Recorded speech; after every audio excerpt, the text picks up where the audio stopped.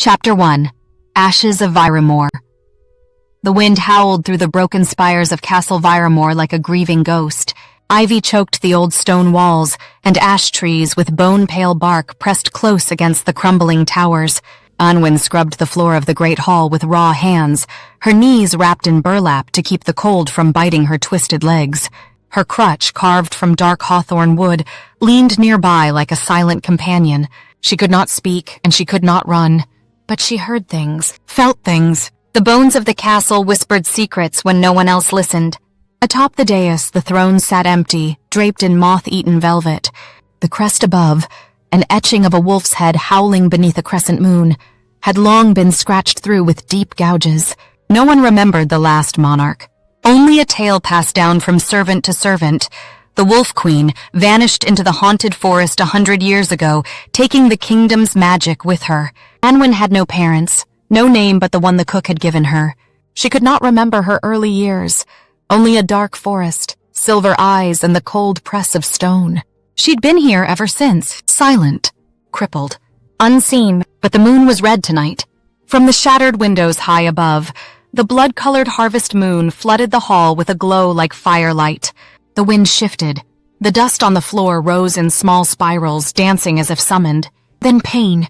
It started in her spine, a burning twist that made her gasp silently. Her fingers trembled, then stiffened. Her back arched, her vision blurred.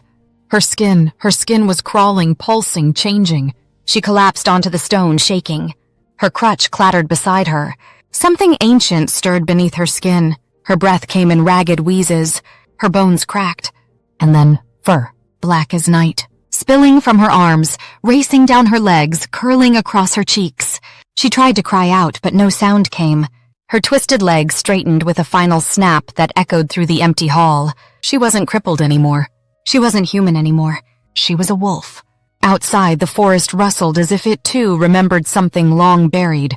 The crest above the thrones pulsed faintly with silver light. The ruined chandeliers shivered, and the air thickened with enchantment. Far above, in the steward's wing, a shadow stood by the arched window. Lord Ravyn had been waiting. "Finally," he whispered, voice rough as smoke. "She returns." He turned from the window, his amber eyes glowing faintly in the dark. The air had awakened, and so had the curse. Chapter 2. The Steward's Oath. Lord Ravyn moved like a specter through the west wing, his long coat trailing behind him as the old stones echoed beneath his boots. He had not aged, not truly. Decades passed like shifting clouds, and still he waited, bound by oath, by guilt, by blood. He had once knelt before the Wolf Queen, sworn to serve her pack, to protect her kin, and he had failed. The betrayal of the court had torn the kingdom apart. Assassins poisoned the royal guards. Traitors opened the gates to invaders. And in the end, the queen vanished into the forest to protect her unborn heir. Ravyn had searched for years. Then, when the trails went cold, he watched the castle decay into shadow. Yet still he guarded its walls, waiting, watching, hoping the bloodline had not truly died. Now, as the moon glared red through the arched windows, he descended the staircase without hesitation. Magic hummed through the stones. Old wards flickered awake, his boots crunched over frost-rimmed tiles, and the scent of wolf, fresh, untamed, rose like smoke. He found her collapsed in the great hall, halfway through the shift. The fur still clung to her arms, her body half-curled in the ruins of her clothes. Her eyes, wide and golden, locked onto his. She didn't snarl. She didn't flee. She only trembled. "Anwen," he said softly, kneeling. "You remember nothing, but I remember everything." He wrapped her in his cloak, careful not to touch her bare skin. Her limbs twitched with magic still unraveling. The spell that had bound her had broken with the moonrise. Just as the prophecy had said. "You've been hidden long," he murmured. "Silenced, crippled. But the curse couldn't kill you. It only delayed your return?" She whimpered, not in fear but in confusion. Her head tilted as if trying to understand. He had known she would not speak, not with voice. But he felt her thoughts anyway. The wolf in her remembered him, faintly, like a dream of a dream. He carried her past the thrones and into the queen's chamber, long sealed by bloodlock. The silver doors parted for her touch, even half-shifted. Within, the dust was undisturbed. The moonlight poured in like truth. On the wall hung a portrait, faded but still regal, a woman cloaked in dark furs with a crown of twisted antlers and a wolf at her feet. Anwen stared at it, breath shallow. She was your mother, Ravyn said, and you were taken before your first howl. She slumped against him, weak and burning from the transformation. He laid her on the velvet-covered bed and summoned the last of the castle's magic to soothe her bones. The spell had kept her hidden for 100 years. Enchanted slumber, frozen aging, sealed memories. Only when the blood moon aligned with the wolf star would the heir return. And tonight the stars had bled red. Outside the forest stirred. Others would know. Those who hunted the queen's line.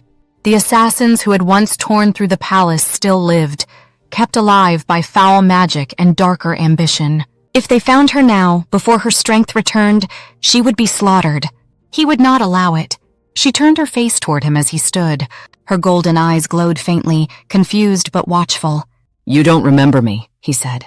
But I swore to your mother I would die before I let harm come to you. Then he left her to rest, posting guards of mist and shadow at the door. His own form flickered as he entered the corridor again, his body not fully human, not anymore. He had given up that privilege long ago when the queen fell. Half cursed, half shifter, wholly hers. He would serve the heir, and the war was beginning again. Chapter 3. The echo in her blood Anwen slept, but the sleep was not peaceful. Her dreams were torn tapestries, flashes of moonlight on armor, a woman screaming in a language she couldn't understand, a fire in the woods that howled louder than any beast. She dreamed of a great hall filled with wolves in human form, laughing, dancing, feasting, and then screams, blood on fur, betrayal. She woke with a start, breath catching in her throat. She was back in the queen's chamber, wrapped in a thick velvet cloak that smelled of pine and old parchment. Her skin tingled. Her limbs ached. She reached for her crutch. Gone. Her leg, once twisted since she could remember, now straight, smooth. Her hand shook as she touched her knee. It bent. It held. She couldn't cry out, not even now. But her silent gasp echoed louder in her mind than any scream. Magic. She didn't need words to know it had changed her. Not just the moon, not just the fur. Something ancient had cracked open in her blood, and it had healed what was broken. Not just her body, her name, her story, her very self was rising from ash. The castle felt it too. As she pushed open the chamber door, the torches lining the hallway flared to life with blue flame. The walls whispered, the floor vibrated under her bare feet, and portraits that once watched in silence now turned eyes to follow her. The castle remembered her, its queen, its daughter, its lost heir. She limped at first from habit, then forced herself to walk fully, painfully upright. Her muscles trembled with unfamiliar motion. She felt unbalanced. Stronger, yes, but like a deer newborn in the snow. Every hallway seemed alive. And though no one followed her, she knew she was not alone. She entered the old chapel, where moonlight spilled like water through the broken ceiling. The altar was cracked, the tapestries rotted. But the carved wolf statues lining the aisle bowed their stone heads as she passed. Her fingertips brushed one. A flicker of memory surged. Her mother kneeling here, the air thick with spellcraft, her swollen belly glowing faintly beneath layers of black silk. A vow, a sacrifice, a name Anwen. She staggered back, her fingers trembled. Behind her the doors creaked open. Lord Ravyn stood at the threshold, his coat wet from the fog that clung to the castle grounds. He didn't speak. He only nodded once, slow and deep. You were meant to find it on your own, his voice rasped. Magic never returns gently. She stepped toward him. No crutch, no bent leg. Just the girl she always was beneath the veil. He reached into his coat and pulled something from within, an old silver pendant shaped like a wolf's fang. The chain was blackened, the rune etched into its center pulsed with faint light. This was hers, he said. The queen's. It recognized your blood the moment you shifted. She took it. Her fingers burned where they touched the metal, but she did not flinch. You are the last of her line, Ravyn said, and the only thing keeping Viremoor from falling into oblivion. Anwen looked out at the courtyard through the broken windows. Mist swirled, and in the distance, the edge of the haunted forest called like a drumbeat in her bones. The curse was unraveling, but so were the chains that had bound the old enemies in silence.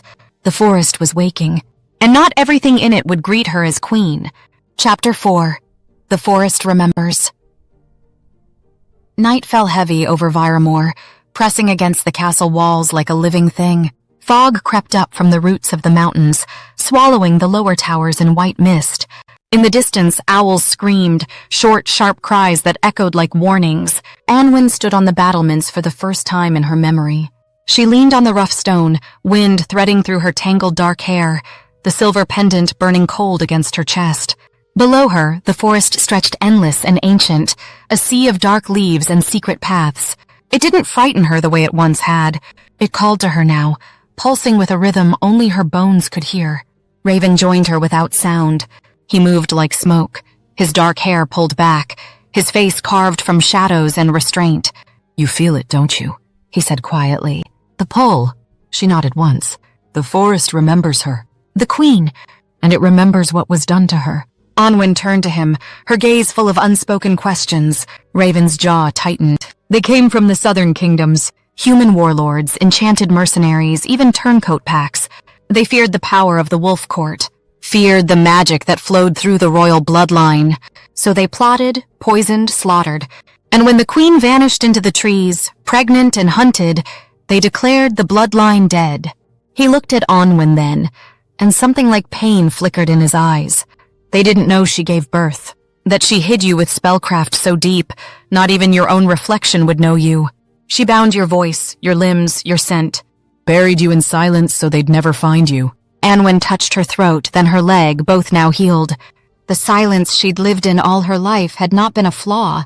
It had been a fortress. Ravyn continued, his voice hoarse. But spells that strong don't last forever. Blood magic demands a reckoning, and now the blood moon has broken the seal. He handed her a scrap of parchment. She unfolded it slowly. A map. A path through the forest. A symbol drawn in red ink, a ring of runes surrounding an old oak tree. The Queen's sanctuary, he said. Where she gave birth, where her spirit still lingers. If there are answers to be found, they're there. Anwen stared at it. Her heart beat faster.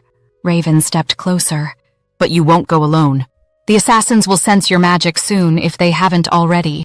We leave at dawn. She nodded again, clutching the map. Before he turned to go, Ravyn hesitated. You remind me of her, he said quietly. Not just her face, her strength. Her fury. Then he vanished down the stairs, his cloak fluttering behind him like a shadow made of thought. Alone again, Anwen looked up at the moon. It was no longer red, pale now, white and cold, but something deeper than color had changed. The air had returned, and so had the hunt. Chapter 5, the first howl dawn crawled over the forest with a pale, sickly light. The sun did not rise easily over Viremoor. Even when day broke, the trees held on to night with their crooked branches and moss-darkened trunks. Fog wove through the roots like breath, and the leaves whispered as though retelling old secrets. Anwen stood at the castle gates, wrapped in a cloak too large for her frame. A satchel of dried roots and bread hung at her side. Ravyn waited beside her, already mounted on a black mare whose eyes gleamed silver. He wore no crest, no armor, only a long tunic and the same pendant she now carried. He looked less like a steward and more like something ancient, like a relic made flesh. Without a word, he held out his hand. She took it, allowing him to lift her up behind him. The moment her hand touched his shoulder, a jolt of energy passed between them. Not romance. Not fear, recognition. The path they rode cut deep into the woods. No one had cleared it in decades. Thorns reached like claws, and brambles clung to their boots. Birds fell silent as they passed. Not even the wolves howled yet. For hours they rode in silence. Then Ravyn stopped. He dismounted and handed her the map. We walk from here, he said. They've marked the sanctuary with curses. I'll take the weight of them, but you must lead. The runes were tied to your mother's blood. Only you can open them. She nodded, her legs still sore but steady now. Each step closer to the sanctuary felt heavier, as though the earth itself remembered what had happened there. When they reached the circle of ancient stones, Anwen froze. The tree in the center was twisted, massive, its bark scarred by claw marks. The roots coiled like serpents. It was not dead, but it was not alive either. Magic pulsed through it like a heartbeat. She stepped forward. The runes carved into the ground flared blue as she passed over them. Her pendant hummed. The branches of the oak lifted ever so slightly, creaking as though waking from sleep. Then voices. Whispers in a tongue older than language. A woman's cry, a baby's wail. promise sworn in pain. Anwen fell to her knees. Images slammed into her skull. Her mother screaming as midwives bled magic into her veins. The queen biting into her own arm to keep from crying out. A silver knife. A cradle woven from shadow. The queen holding her daughter and whispering, "You will be forgotten so you may live, but you will return. And when you do, the forest will rise." The vision broke like glass. Anwen gasped, hands shaking. Ravyn caught her before she collapsed. He didn't ask what she saw. He knew. "She sealed her soul into the tree," he said. "So the line could never truly die. That's what called you back." Suddenly, a shriek tore through the trees. Ravyn's head snapped up. "We're not alone." Figures moved between the trees. Dark shapes, cloaked in armor made from bones and bark, their eyes glowing yellow. Their scent carried rot and ash. "The Hollow Ones," he hissed. "Hunters of the bloodline." Anwen stood, heart pounding. Her fingers clenched. The ground beneath the sanctuary trembled. The branches twisted in fury. Then, without warning, she shifted. Not slowly, not with pain, but with power. Her body arched and cracked, but it did not burn. Her fur was silver streaked with black. Her stance sure. Her eyes blazed. Ravyn stared, stunned. The Hollow Ones rushed forward. Anwen threw back her head and howled. The sound shattered the air. The stones around the sanctuary glowed with fire. The runes flared. The Hollow Ones stopped, hesitated. Then the forest itself answered. Dozens of eyes blinked open in the shadows. Old wolves, spirits, forgotten guardians, and they came running. Chapter 6. The Wolves of Viremoor. They came like mist and thunder, wolves of every size and shade, their eyes glowing like lanterns in the dark. From behind twisted roots between ancient oaks, they emerged in silence and fury. They were not mortal, not anymore. These were the wolves of Viremoor, sworn to the crown, bound to the land, faded into myth when the queen disappeared. For 100 years they had waited beneath bark and stone, buried in dreams and ancient spells. Now their queen's heir had called, and they answered. Anwen stood at the heart of the sanctuary, her silver-black fur catching the light of the rising sun as her howl faded into the trees. The Hollow Ones faltered. For the first time in decades, their grip on the forest broke. Their yellow eyes narrowed, uncertain. They hissed in a language that scraped like knives. Ravyn drew a blade from beneath his coat, one forged long ago by werewolf fire. He stepped in front of Anwen, but she moved past him, low, steady, unafraid. She walked toward the lead hollow, her paw prints burning faintly into the ground. The runes still glowed under her feet. The creature bared its teeth but didn't strike. It could feel what she was now. Not prey, not a child. A queen. She growled, deep and sharp, and the wolves behind her stepped forward in one great movement. The Hollow Ones knew they were outnumbered, outmatched, and outwilled. One hissed and turned. Another followed. Soon they vanished back into the woods like smoke, swallowed by the same shadows that once hid them. The silence that followed was thick, sacred. Ravyn stepped to her side, blade still drawn, just in case. She turned her golden eyes to him. For a moment, they simply breathed. Then slowly, Anwen began to shift back. It wasn't easy. Her body wavered. Her knees gave out. Ravyn caught her before she hit the ground, wrapping her in his coat as she gasped silently, trembling. "You called them," he whispered. "You called them from death itself." She couldn't reply, but she didn't need to. He saw it in her eyes, the burning certainty that she belonged to this place, that the crown, though long buried, had chosen its return. He carried her back to the sanctuary tree, where the roots had parted to reveal a hidden stone staircase spiraling deep into the earth. The queen had prepared for this, a refuge carved beneath the oldest tree in the forest. Ravyn lit the ancient braziers with a flick of his hand, and the passage warmed with flickering gold. Within the chamber was a stone pool, its waters still in silver, a memory spring reserved only for royals of the bloodline.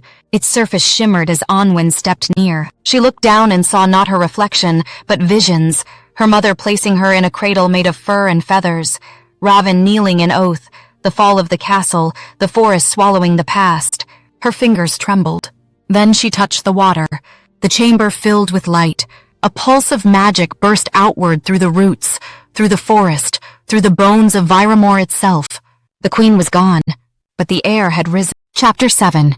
a throne in ruins. The pulse of light rolled through the forest, stirring old bones, shaking cobwebs from forgotten corridors, and cracking frost from ancient doors. Viremoor Castle felt it first. Its cracked windows wept with dew as the stones shimmered faintly in remembrance. Deep in the foundations, long-dormant enchantments woke and stretched, yawning like beasts who had overslept centuries. Anwen emerged from the sanctuary chamber wrapped in a cloak woven with the queen's crest. Where once her leg dragged behind her, now she walked steady, though the weight of her power pulled on her with every step. Ravyn walked beside her, his arm close but never touching. He did not lead. He followed. They returned to Viremoor at dusk. The sky blazed amber behind the towers, and a thin mist coiled over the drawbridge like a warning, or a welcome. The wolves had scattered back into the forest, but their presence lingered. The guards, those few left loyal in silence, watched from the shadows of the gate, eyes wide, breath held. They saw her. They knew.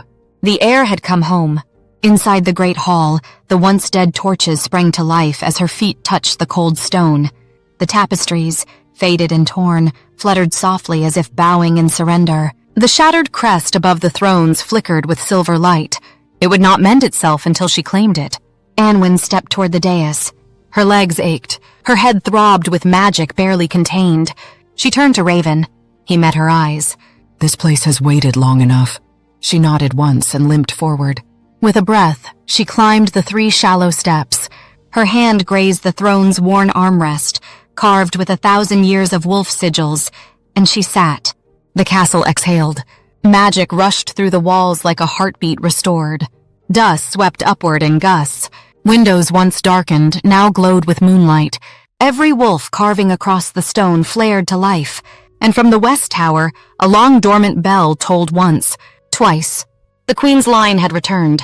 Ravyn bowed low, not as a steward now, but as something older. A loyal knight, a fallen alpha renewed. The room felt full, though no others stood within. The ghosts of the past, perhaps. The memories of those murdered, vanished, betrayed. Anwen looked out across the empty court. Her hands, once calloused from scrubbing floors, now pulsed with royal blood. Her silence was no longer a prison. It was power. It demanded no reply, no plea, no excuse. Ravyn rose and met her gaze. Others will come, he said. Some to kneel, some to kill.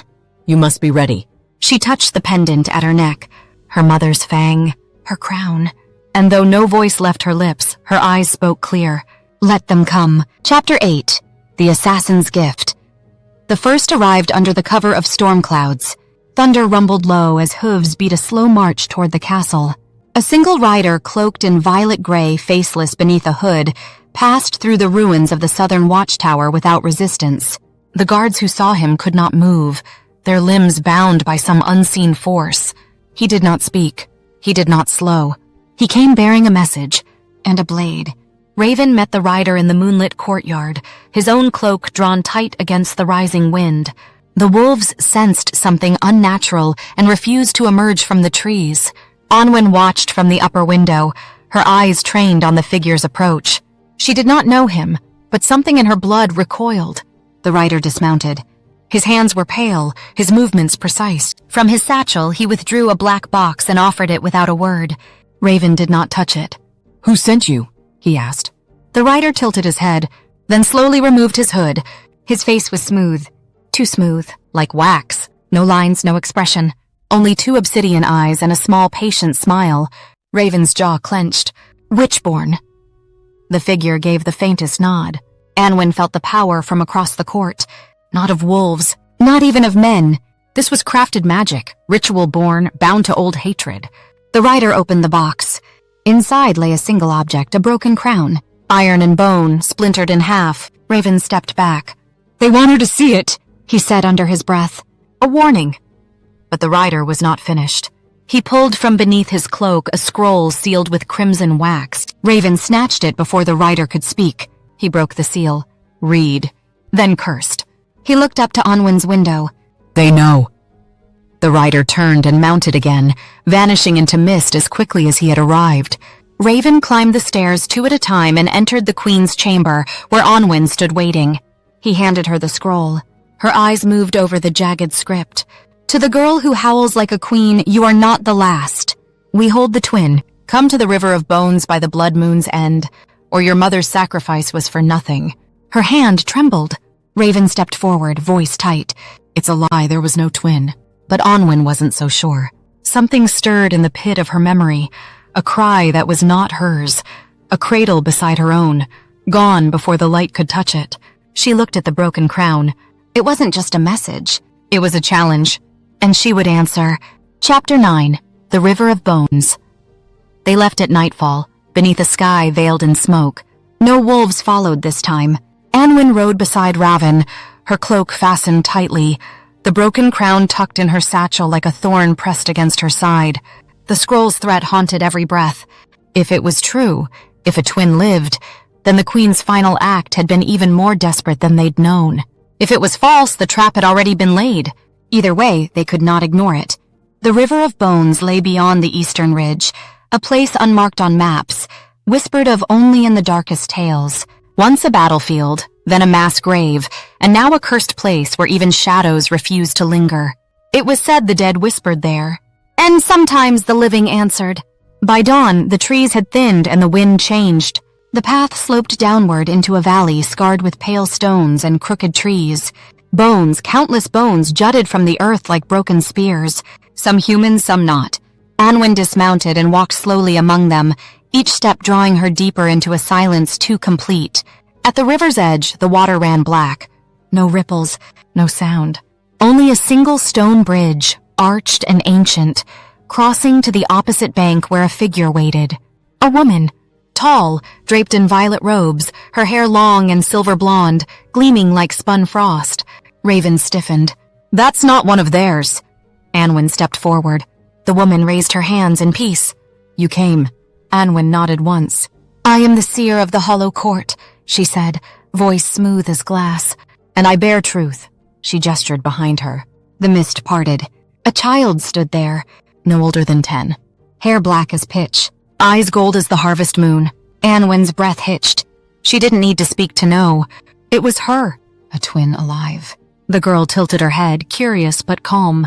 No chains bound her, no fear in her eyes. She walked forward until she stood beside the seer. We took her when the queen gave birth, the seer said.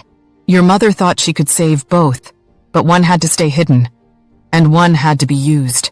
Anwen's knees nearly buckled. She doesn't remember, the seer continued. But her blood remembers, as yours does. You were made together, born of one howl, split by fate. Ravyn moved toward the girl, but the seer raised her hand and the river itself hissed. You cannot take her, she said. Not yet. She is a key to what was sealed, a weapon to awaken what sleeps beneath this land. Anwen stepped forward, fury rippling through her bones. She touched the pendant at her neck. The wolf's fang gleamed. The girl watched her, eyes wide. Then, mirroring her, touched her own chest. And there it was. A matching pendant. Two halves of the same line. Two heirs. Before Anwen could move, the seer whispered a spell. The river surged. The mist closed. The girl vanished. The seer's voice lingered in the air. Choose, child of the queen. Save your throne or save your sister. The wind screamed. And Anwen stood alone. Chapter 10. The Forest Divided. The sky wept ash for 3 days after the River of Bones swallowed the seer and the girl. Anwen returned to Viremoor in silence, her boots stained with the black waters of that cursed place, her fingers clenched so tightly around the broken crown that her palms bled. She no longer limped. Her body had long since healed, but something inside her had shattered. A delicate thread she hadn't known was keeping her whole. She had not just seen a child. She had seen herself. The twin existed, and she was in enemy hands. Ravyn watched her carefully as they crossed the drawbridge. He said nothing as the gates closed behind them. He didn't ask what Anwen had seen in the seer's eyes, nor what she felt radiating off the child with her matching pendant. But he knew. He had seen enough of the queen's magic to recognize what he dared not name aloud. Soul-bonded twins. Rare, dangerous, sacred, and always tied by blood magic. In the sanctuary chamber beneath the queen's tree, Anwen sat beside the silver pool and stared into the waters for hours. The visions no longer came clearly, not since the seer's spell. Whatever bond had stirred to life at the river was now twisted in magic older than even Ravyn could decipher. When he entered the chamber that evening, her expression was unreadable. "She's not just bait," Anwen signed slowly. "She's part of this." Ravyn nodded. "The seer was right about one thing. "Your mother tried to protect you both. I believe she hid the truth even from me." Anwen's jaw tightened. She signed again, faster now. "Then we were both cursed. Not just me. Not cursed," Ravyn said gently. "Preserved." The bloodline was fractured, one raised in silence, the other in shadow. But now the magic has begun to reunite. "And that means—" He trailed off. Anwen finished the thought for him, her hands steady despite the weight behind them. "The throne can't rise with just one." Outside, wolves howled. Not in mourning this time, but in warning. Ravyn crossed the chamber and unrolled a map across the stone table. "The seer has hidden her in the Hollow Vale, a pocket realm. Only a bloodborn can enter. That means you, or her." Anwen studied the lines drawn in crimson ink. The path wound through the ruins of Old Greythorn, a fortress that once belonged to the Queen's cousin, another alpha who died during the betrayal. Now it lay in cursed ruins, and no pack dared tread there. "I'll go," she signed. "No," Ravyn replied. "You won't go alone." He placed his hand over the map, flattening the page. "There's something else, something older than even the Queen's court." Anwen's eyes narrowed. "The Night Pact," he said. The name turned the air cold. It was not one spoken lightly. She had only heard it once, whispered by a cook too old to know better. A secret society of the firstborn alphas, wolves born in the earliest centuries, sworn to silence, buried by time. They had once served the forest itself, and then vanished. "They never died," Ravyn said. "They scattered, waiting for a true heir to call them." Anwen reached for her pendant. It pulsed faintly beneath her hand. "The crown must be whole," he said. "The court must be raised, and to do that, we need the pact." She stood, straightened her cloak, and nodded once. "Good," he said, though his voice betrayed a shadow of doubt. "But you must understand, they will test you." She stepped past him, her silence now heavier than it had ever been. She was no longer a servant, or an orphan, or a crippled girl hiding in the castle's bones. She was the Wolf Queen's daughter, and she would not be denied. They traveled west by moonlight. Ravyn, Anwen, and 3 loyal wolves who had once served her mother's court. Yarrow, a wiry hunter with mismatched eyes. Fen, broad-shouldered and stoic with a jagged scar across his chest. And Solon, who had once been the Queen's fastest messenger, now limping from an old battle wound that no magic had healed. The forest thickened as they neared the verge, the edge of the old world where the Night Pact was said to still dwell. Every branch seemed to twist in their path. Ravens watched from above with intelligent eyes. The wolves grew uneasy, tails low, ears twitching. And then they found it. The door. Not a door in the traditional sense. It was a circle of trees, their trunks grown together, their bark fused with runes carved deep in forgotten tongue. Moss glowed blue at their roots. The air hummed. Ravyn turned to Anwen. "Only blood may open it." She stepped forward, unafraid, and drew a shallow cut across her palm. She pressed it to the bark. The runes lit up, brighter than stars. The trees groaned and opened. Inside was not forest, not earth, not sky. It was memory. The pact did not live in the world as others did.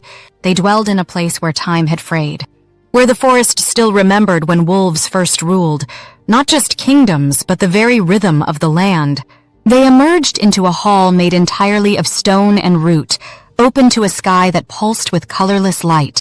Figures stood in a circle, cloaked, their faces hidden beneath wolf-shaped masks. The leader stepped forward, his voice a thunderclap wrapped in silk. "Blood of the Queen, you have come." Anwen nodded once. "You bear the curse." "You carry the crown.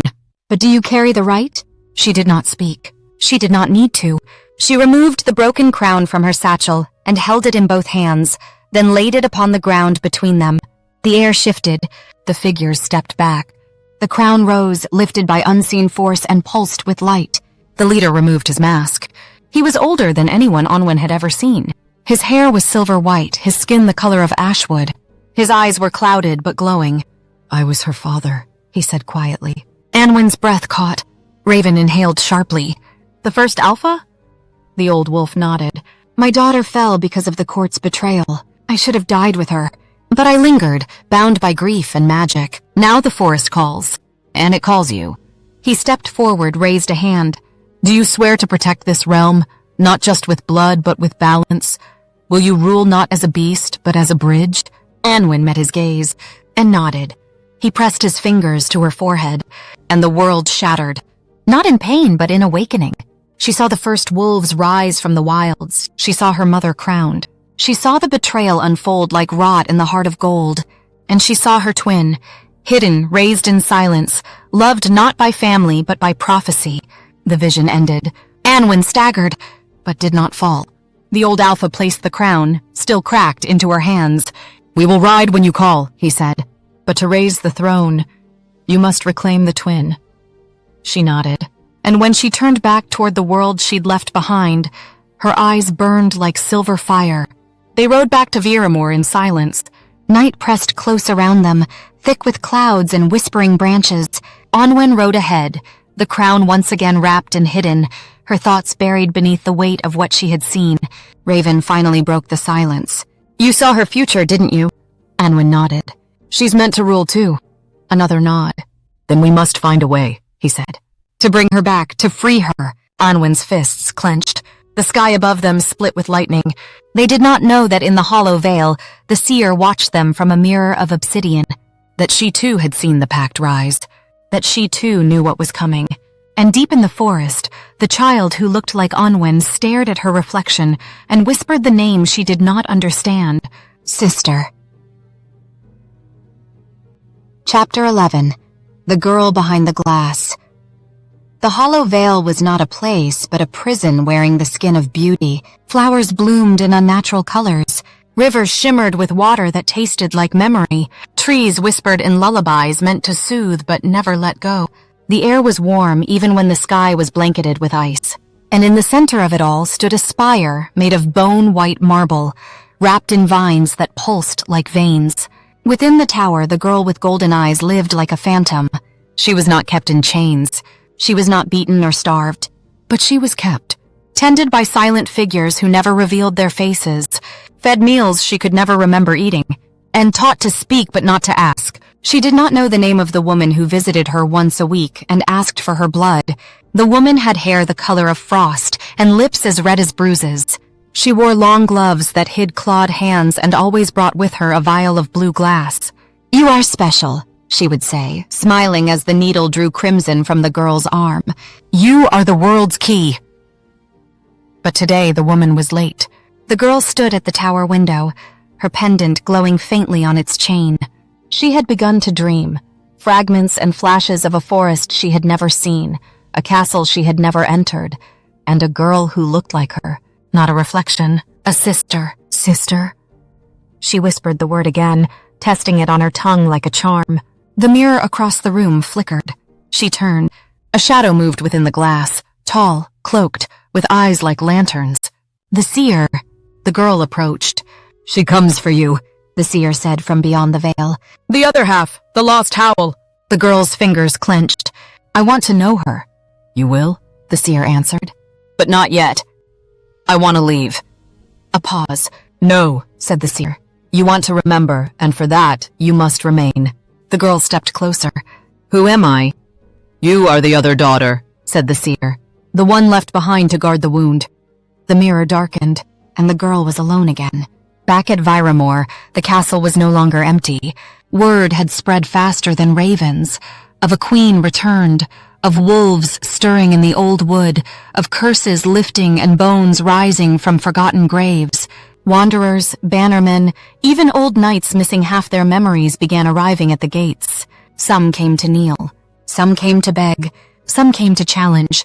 Anwen stood in the great hall beneath the pulsing crest of the wolf and accepted each in turn. She did not speak, but she did not need to. Her presence was its own language, sharp, steady, and steeped in something far older than power. The wolves of the Night Pact had arrived, cloaked in dusk, and taken up post at the outer ridges. Their leader, the old Alpha, her grandfather, sat in the western tower now, his eyes ever watching. No one questioned his presence. Those who had known him in the old days remembered too well what his silence meant. Ravyn remained close at Anwen's side. He had not slept in days, nor had she. Their hours were spent at maps, scouring old spells, reading tattered journals recovered from the Queen's private library. Clues, patterns, traces of the Hollow Vale's weak points. "She can't be saved by force," Ravyn said one night, his voice low and strained. "They've bound her with mirrored magic. Every blow we strike will reflect back on her." Anwen slammed the book shut, then signed sharp and fast. "Then I'll go alone." Ravyn didn't flinch. "You'll die." Anwen met his eyes. "Then I'll die as queen." He stepped forward, grasped her hands. "No, you'll die as a sister who rushed in blind. That girl isn't just a symbol. She's flesh, Bone, blood. We can't let prophecy dictate whether she lives or breaks." Anwen looked away, her throat burned. For the first time since her shift, she wanted to scream. But she didn't. Instead, she reached for the pendant around her neck. It pulsed in time with something distant.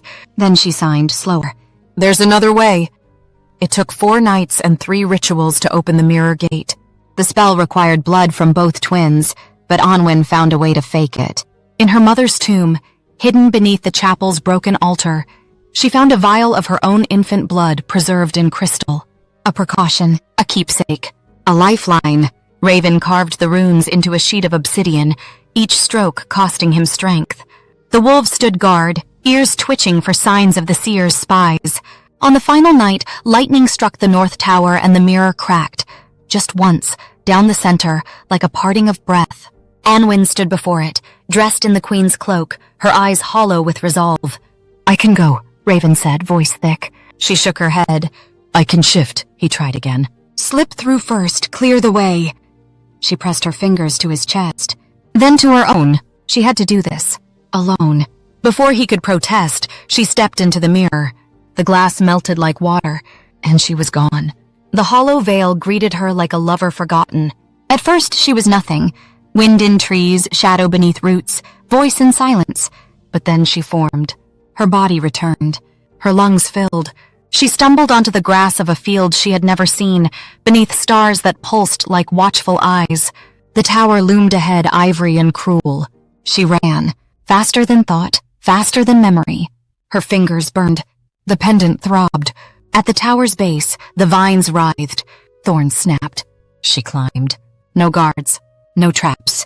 Only silence. At the top of the spire, the door opened before she touched it. And there, standing at the mirror, her eyes wide, her pendant glowing, was the girl, her sister. Their gazes locked. And though no sound passed between them, they knew. The blood had reunited.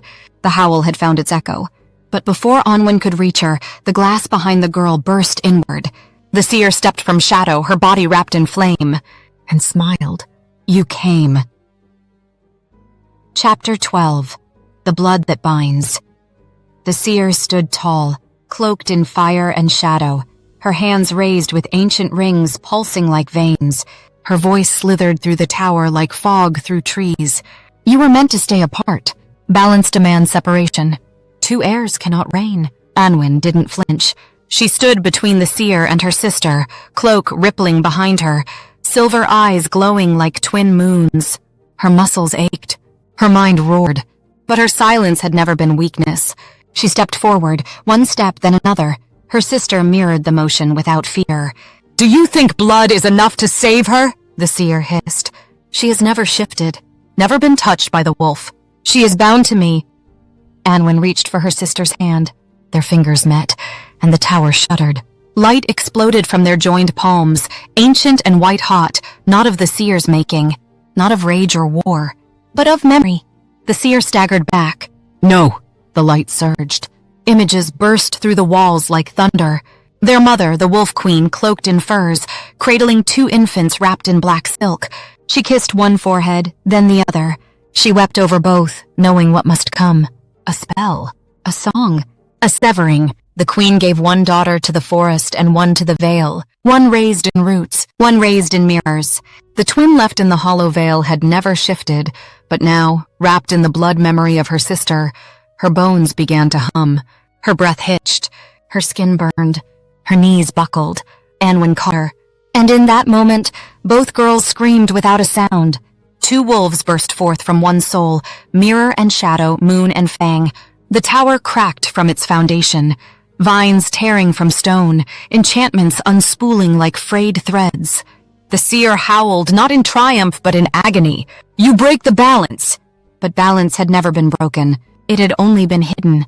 The girls circled the seer, their bodies half wolf, half light. The floor beneath them split. Roots tore up through marble and wrapped around the seer's legs, her arms, her throat. The queen's magic, ancient, buried in the land, had never left her daughters. It had waited. And now it consumed the traitor whole.